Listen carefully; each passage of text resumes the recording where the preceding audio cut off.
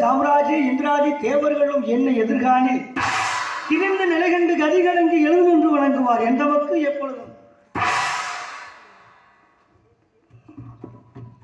எப்பொழுதும் உத்திரபாகத்தில் நன்மை உண்டாவதாக இருந்தாலும் பூர்வத்தில் அகோரித்தமோ இல்லை வேறு எவ்வித கழகமோ பார்க்கும்படியாக நேரிடுமே என்ற ஏக்கமில்லாது வேறொன்றும் இல்லை.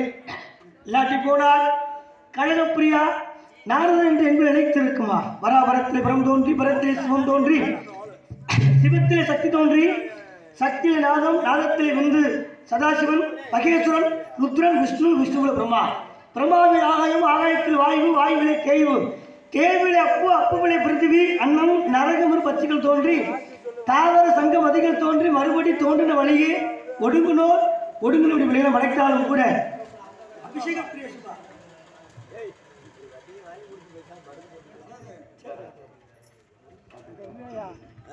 நான் கிரகம் செய்யாவிட்டால் என் சிரசாகப்பட்டது 1008 சுக்குகளாக வெடிக்க கடவை என்று அண்ணன் தக்கனிட்டு சாபம். அதனால் கழகம் துவக்க வேண்டும், கழகம் பிறக்க வேண்டும். அதற்கு முன்பு எந்த தொழில் செய்தாலும் விநாயகரை தொழில்விட்டு பிறகு நமது காரியம் செய்வது வழக்கம். ஆகையினாலே அவரை வணங்குவதற்கு முன்பு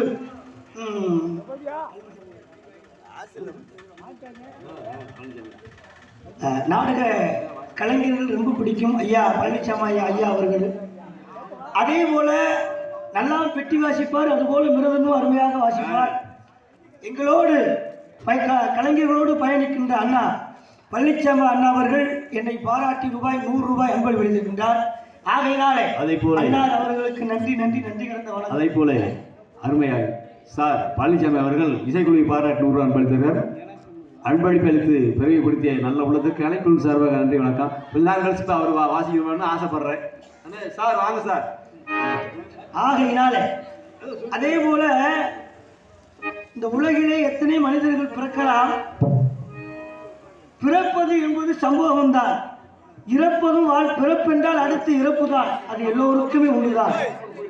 ஆனால் பிறந்தோம் வாழ்ந்தோம் இறந்தோம் என்று இல்லாமல் இப்படித்தான் வாழ வேண்டும் என்று கலைத்துறையிலே ஒழுக்கமாக ஒழுக்கம் விழுப்பம் பெறலாம்.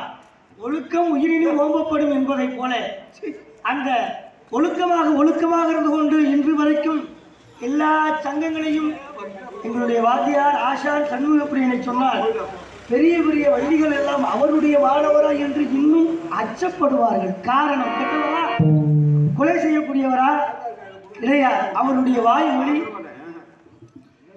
இந்த நாடகத்திலே எங்களது நாடக உலகம் பேசுவார் ஐயா பொன் சண்முகப்பிரியன் அவர்களுடைய மாணவர் என்று சொல்லக்கூடியதில் ஐயாவே மறுவரவை எடுத்து வந்தாருன்னு நான் சொல்லுவேன். ஐயா என்ன பேசுவாரோ என்ன பாடுவாரோ இன்னைக்கு நாடக உலகத்தில் நிறைய பேர் ஒத்திகை வச்சுக்கிட்டே வள்ளி திருமணத்தில் வள்ளி நாடகம் பேசுறாங்க. ஐயாவுக்கு ஒத்திகைன்னா என்னன்னே தெரியாது. அதே மாதிரி தம்பிக்கு அது தெரியாது.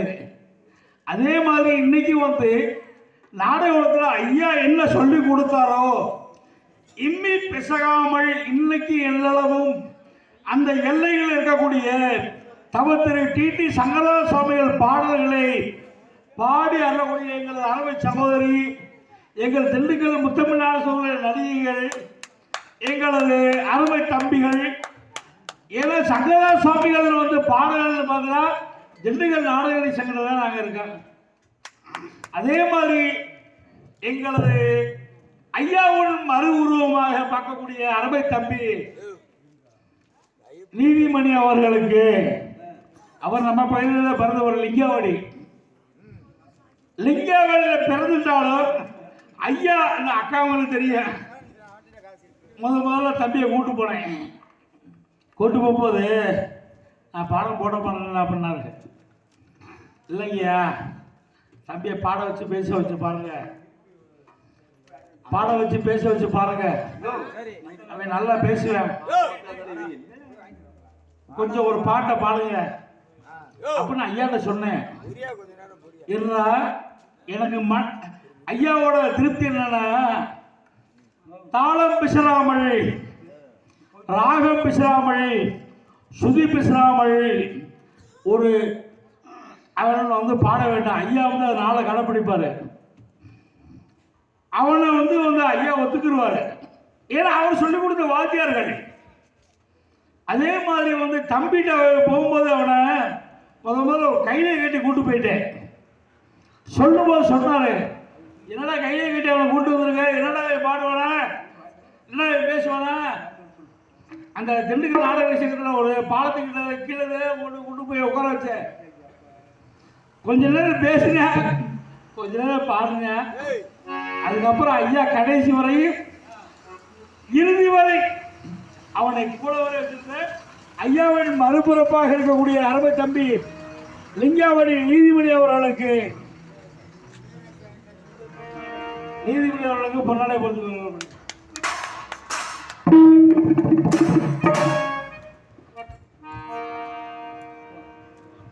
எனது அன்பு தம்பி நீதிமணினா அதுக்கு தகுந்த மாதிரி நடந்துக்கிறது. யார் என்ன செய்தாலும் வெட்ட வெளிச்சமா அப்பா அப்படிதான் பேசிடுவார். பிடிக்கலன்னா பட்டுன்னு எவ்வளோ பெரிய ஆளாக இருந்தாலும் என்னடா பெரியவன் நீ பேசுறது தப்புன்னு சொல்லிடுவார். அந்த மாதிரி அதே அண்ணன் எல்லாமே சொல்லி முடிச்சிட்டாரு. ஐயாவினுடைய மறு அவதாரமாக நாங்கள் எல்லாம் நினைத்து கொண்டிருந்தாலும் அந்த நடத்திகளிலும் ஒழுக்கத்திலும் பேச்சிலும் அதே நிதானத்தை கடைசி வரையிலும் கரம் பிடிக்க வேண்டும், கை பிடிக்க வேண்டும். ஐயானுடைய திருப்தி என்றுமே குறைந்து விடக்கூடாது. அப்படி நான் வேண்டிக்கொண்டு ஒரு மோதிரம் செஞ்சு போடலான்னு ஆசை. ஐயா நல்லா அருளை கொடுக்கட்டும், செல்வாக்கை கொடுக்கட்டும். அடுத்த வருஷம் நான் செஞ்சு போடுறேன். என்னுடைய சார்பும் என்னுடைய அக்காவுடைய சார்பாகவும்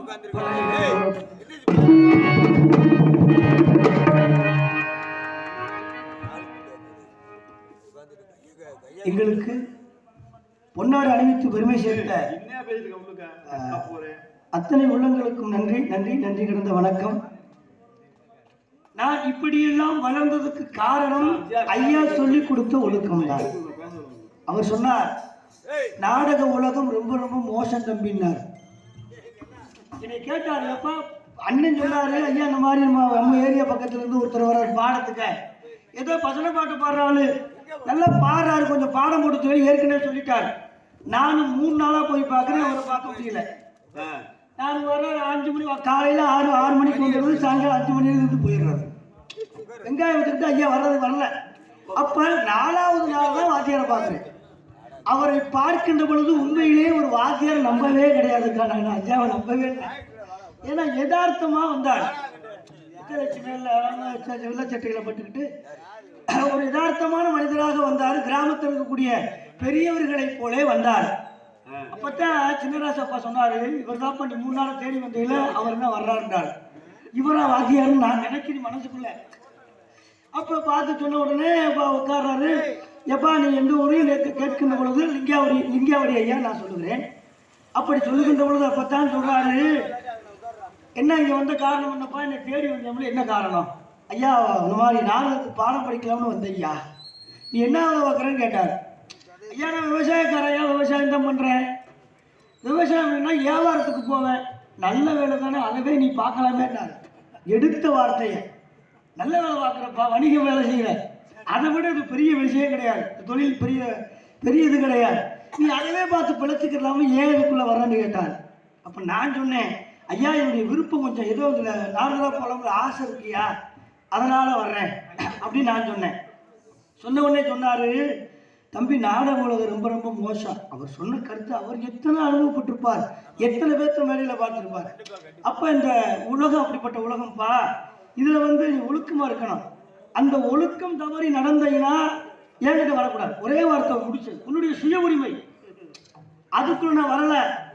தண்ணி அடித்தா வரக்கூடாது, பெண்களை பார்த்தா வரக்கூடாது, சூதாடினா வரக்கூடாது.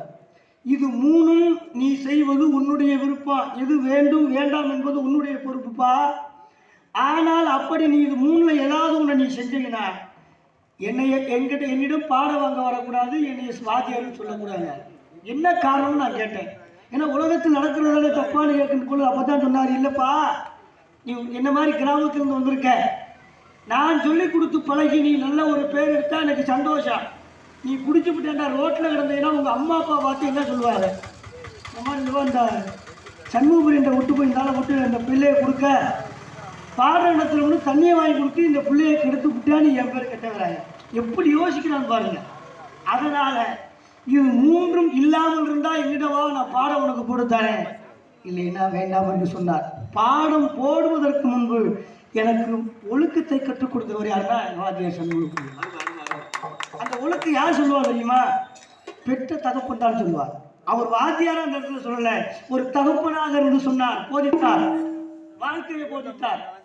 சரி, அடுத்து கல்வியை கொடுக்கின்ற பொழுது இந்த உலகிலே இன்னும் மாறுதட்டி சொல்வேன், சண்முகப்பிரியன் ஐயாவை போல ஒரு வாத்தியாரை நாடக உலகத்தில் இனி பார்க்க முடியாது. ஏன் இதை சொல்றேன் தெரியுமா? எத்தனையோ பேர் இருக்காங்க, நம்மளாம் கூட சொல்லல, இது தனித்தன்மை. அதே போல எஸ்பி மீனாம்மா கேள்விப்பட்டிருக்கீங்களா? இல்ல எஸ்பி மீனாம்மா என்னை யதார்த்தமா மதுரைக்கு போகின்ற பொழுது, புக்கு வாங்க போகின்ற பொழுது என்னை சங்கத்தை கூட்டிட்டு போயிட்டார். ஆமா, அப்ப சங்கத்துல உட்காந்து ஒருத்தட்ட பேசுகின்ற பொழுது இவர் தாடியை வச்சுக்கிட்டு அவர் அடையாளம் தெரியாம இருக்கின்ற பொழுது அந்த மாதிரி யதார்த்தமா உள்ள வந்துருச்சு, அதுக்குள்ள சங்கத்துக்குள்ள வந்துருச்சு. இது யாரு அந்த கிழமை பேசிக்கிட்டே இருக்காரு, இவர் யாருன்னு கேட்க அந்த அம்மா ஏன்னா திண்டுக்கல் சண்முகபுரியனான்னு சொன்ன உடனே அண்ணனா அப்படின்ற உடனே சாஸ்தாங்க நமஸ்காரம் அப்படியே கும்பிட்டு விழுந்தது காலில். ஐயா காலம் நான் கண்ணார பார்த்த சாட்சி நான் உண்டு. அப்ப பார்த்த உடனே அழுது. என்ன சொல்லிச்சு தெரியுமா? அண்ணா உங்களை மாதிரி ஒரு தொழிலாளி இனி பார்க்க முடியும். அப்ப என்ன பண்ணார்? அடிச்சாரா, கொலை செய்தாரா, மற்றவரை அரட்டி வைத்தாரா? கிடையாது. அவர் எடுத்துக்கொண்ட பொறுப்பை சரியாக செய்து கொண்டார். அதனாலதான் இன்றும் இறந்தும் கூட எங்களை போல் கலைஞர் மத்தியிலே நிலையாக நிற்கிறார். அவர் இறக்கவில்லை, இன்னும் உயிரோடு இருக்கிறார். அவர் உடல் தான் அழிந்து விட்டது தவிர அவர் சொல்லிக் கொடுத்த கல்வி இன்றும் அழியவில்லை, சிரஞ்சீவியாக வாழ்ந்து கொண்டிருக்கிறது. கவி சக்கரவர்த்தி கம்பன் இருந்தாலும் அவன் எழுதிய கவிதை எப்படி இன்றும் ராமாயணம் இந்த உலகத்திலே பரவுகிறதோ அதுபோல எங்களுடைய ஆசான் கொடுத்த கல்வி பெரிய பெரிய பண்டிதர்களெல்லாம் ஆச்சரியப்பட்டதுண்டு. அப்பேற்பட்ட மேதையிடம் அவருக்கு நிகரா சொல்வதை ஒரு காலம் ஒப்புக்கொள்ள மாட்டேன். அவரிடம் இருக்கிற நெகக்கண்ணில் இருக்கக்கூடிய தூசி அதெல்லாம் கூட நான் தர மாட்டேன். உண்மையை சொல்லுகிறேன். அவருடைய பேச்சு வேறு, அவருடைய பாட்டு வேறு, அவருடைய நடிப்பு வேறு. இது மூணுமே என்கிட்ட கிடையாது. ஏதோ கொஞ்சம் செய்கிறேன், அவ்வளவுதான். அது வேற, நான் வேற. ஆகையினால் அவருக்கு நிகராக சொல்லி என்னை பாராட்டிய அத்தனை உள்ளங்களுக்கும் மனமார்ந்த நன்றி நிறைந்த வணக்கம். அதே போல எங்களை எல்லாம் விடிய காலையில் எல்லோரும் சாப்பிட்டு விட்டு செல்ல வேண்டும் என்று எங்களுடைய ஆசான் தகப்பனாகவும் சொல்லலாம், ஒழுக்கத்திலே தகப்பனாக இருந்து கொண்டு கல்வியிலே ஆசானாக இருந்து கொண்டு எனக்கு போதித்த ஐயா சண்முகப்பிரியனுடைய ஐயாவுடைய பிள்ளைகள் அத்தனை பேரும் சேர்ந்து எங்களுக்கு 2000 ரூபாய் அன்பளிப்பு இருக்கின்றார்கள். ஆகையினால அவர்களுக்கு மனமார்ந்த நன்றி நிறைந்த வணக்கம். நான் ஒரு சின்ன வேண்டுகோளை வைக்கிறேன். நீங்கள் எங்களுக்கு அன்பளிப்பு கொடுக்க வேண்டாம், உங்களுக்கு தான் நாங்கள் செய்யணும். இது எங்களுடைய கொள்கை. காரணம் என்னன்னா, அவருக்கு நாங்கள் படிக்கலைன்னா இன்னைக்கு நாங்கள் கொடுக்க முடியாது. தமிழ்நாட்டில் யாரை வேண்டாலும் எவ்வளோ பெரிய ஆளை வேண்டாலும் நீங்கள் எங்களுக்கு செய்வார் வள்ளியா போடுங்க, நாங்கள் தொழில் செய்வதற்கு தயங்க மாட்டோம் என்று சொல்லுகிறோம் என்றால் அவருடைய மாணவர்கள்லாம் அதற்கு ஒரே காரணம் அவர் கொடுத்த கல்வி. ஐயா சரி கவல் சரிக்கா எல்லாம் ஐயாவுடைய ஆசீர்வாதம். ஆகையினாலே காவல்துறை அதிகாரி ஐயா அவர்கள் மேடைக்கு வருமாறு உங்களை பணிவு அன்புடன் கேட்டுக்கொள்கிறோம்.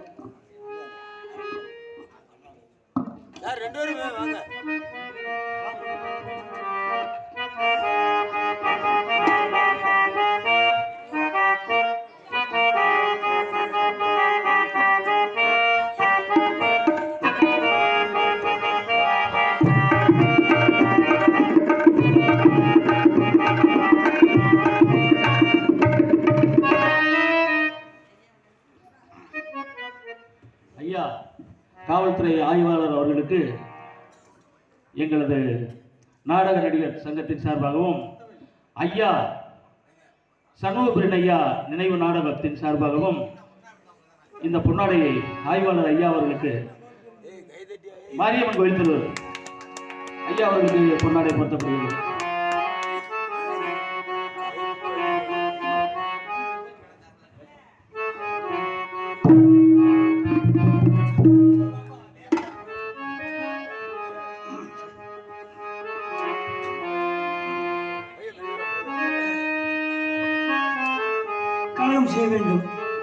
களவு செய்ய வேண்டும் என்ற எண்ணம் இருந்தாலும் கூட வண்ண தமிழகத்தின் வறுமை பிணிபோக்க பாடுபட்டு பயிர் வளர்த்து விவசாய பெருங்குடி மக்களே, போர் என்றால் புலிகுணம் பொங்கி வரும் காதல் என்றால் பூமணம், உலகெங்கும் ஒரே இனம், அதுதான் நம் மனித இனம் என்கின்ற உண்மையை உணர்ந்த இளைய தலைமுறைகளை இட்டாற்றிய எதிர்கால மன்னர்களே, துரத்தி வரும் புலியை முரத்தினால் அடித்து துரத்திய வீர மங்கையர்களே, இன்றைக்கு அந்த முரத்தை கூட தூக்க முடியாமல் இருக்கின்ற எனதருமை தாய்மார்களே, பாமரர்களே, பக்தியாளர்களே, பண்டிதர்களே, உங்கள் அனைவருக்கும் எங்களது நாடக கலைக்குழுவின் சார்பாக நன்றி கலந்த வணக்கம். ஆயக்கலை 64லும் நாடகக்கலையே தலை சிறந்த கலை என்பார்கள் சான்றோர்கள். காரணம், கதையில் வரும் மாத்திரத்தில் வேடமிட்டு பாடி பேசி நடித்து இவை அனைத்தையும் ஒருவனே செய்து காட்ட வேண்டும். அந்த அளவிற்கு திறமை உள்ளவனாக நான் இங்கு வரவில்லை. ஏதோ சின்னவன், சிற்றறிவு பெற்றவன் இந்த நாடகத்தில் வேடமிட்டு நடிக்க வேண்டும் என்கின்ற ஆர்வம் விதையா, அதனால் எழுந்த துணிவினால் உங்கள் முன் நிற்கின்றேன். என்னிடம் காரணம் குற்றங்களை மறந்து குணம் என்பது கை கொண்டு இந்த அவையின் உறவை நீங்கள் அமைதியாக காத்துக் கொடுத்தால் என்னால் முடிந்ததை செய்து காட்டி உங்கள் அனைவரையும் மகிழ்விப்பேன் என்கின்ற வேண்டுகோளை முன்வைப்பதற்கு முன்பு இந்த இடத்திலே ஒரு சின்ன கருத்தை சொல்லலாம் என்று ஆசைப்படுகிறேன். என்னன்னா, இந்த 7 வருடமாக ஒவ்வொரு ஊரிலே வைக்கின்றோம் ஐயாவுக்கு விழா. அப்படி வைக்கின்ற பொழுது சொல்லிட்டு வருவோம், என்ன இந்த வேலை செஞ்சுக்கணுங்க, செஞ்சீங்கன்னா உங்களுக்கு நாங்கள் வந்து அடித்து கொடுத்துறோம் என்று சொல்லிவிடுவோம். அன்றைக்கு நாடகம் என்னைக்கு எந்த தேதியோ அந்த தேதி அடித்து கொடுத்து வந்துடுவோம். என்ன நடக்குன்னு நமக்கு தெரியாது. ஆனால் இங்கு நான் சொல்லுகின்ற பொழுது என்னை கூடவே கூட்டிகிட்டு போனாங்க. யார் யார் தெரியுமா? அந்த ஊர் முக்கியஸ்தர்கள். அந்த முக்கியஸ்தர்கள் என் கூட வந்தவர்கள் மட்டும் சொல்கிறேன், முக்கியஸ்தர் யாருன்னு எனக்கு தெரியாது. ஆமாம், யாருன்னா ஐயனார் அண்ணன், சரவண அண்ணன், அண்ணன் என்ன சொல்லிருக்காருல்ல, நல்லிச்சாமி அண்ணன், அப்பா அதே மாதிரி சுப்பிரமணியப்பா, இவர்களெல்லாம் என்னை கூட்டி கொண்டு விட்டு ஒவ்வொரு இடத்துலையும் இதற்கு சன்மானம் கேட்டார்கள், அன்பளிப்பு கேட்டார்கள்.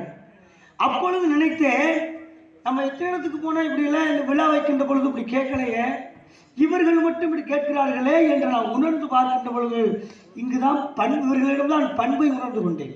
ஏன்னா ஒரு விஷயம் செய்கின்ற பொழுது ஒருத்தராக ஒரே ஆள் செலவழிக்கலாம். ஏன் செலவழிக்கிறது தெரியுமா?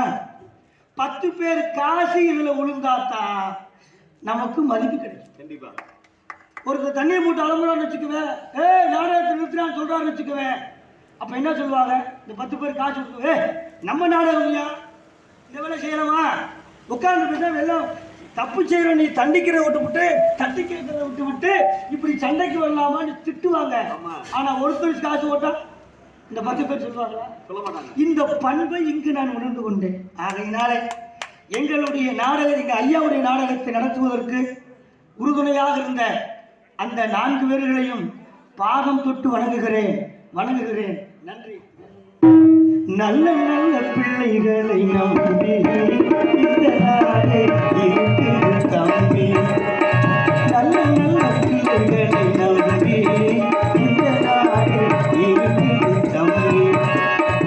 இன்னும் பிள்ளைகளை நம்பி ஒரு கருத்தில் இருக்குது தம்பி.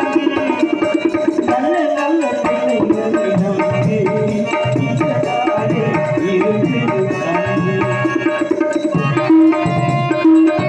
இருக்குது தம்பி.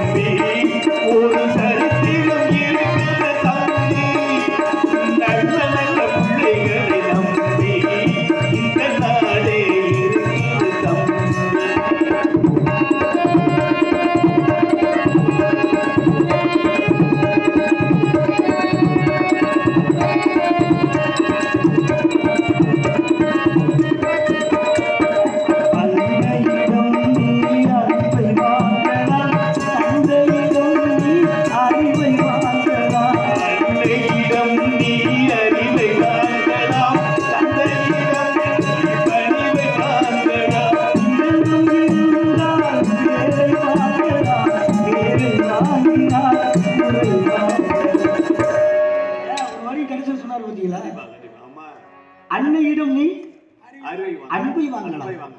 அன்பு யாரிடம் இருக்கும்னா தந்தையிடம் தான் இருக்கும், தாயிடம் தான் இருக்கும். அதனாலதான் இந்த உலகத்திலே முதலிலே அன்பு யாரிடம் இருக்கிறது என்றால் தாயிடம் தான். அன்பிற்கு உண்டோ அடைக்குண்டால் ஆர்வலர் புன்கண்ணில் பூசல் தரும்னா. ஒரு குழந்தையிடம் குழந்தையாகப்பட்டவள் ரொம்ப துன்பப்படுத்தும் ஒரு தாயை.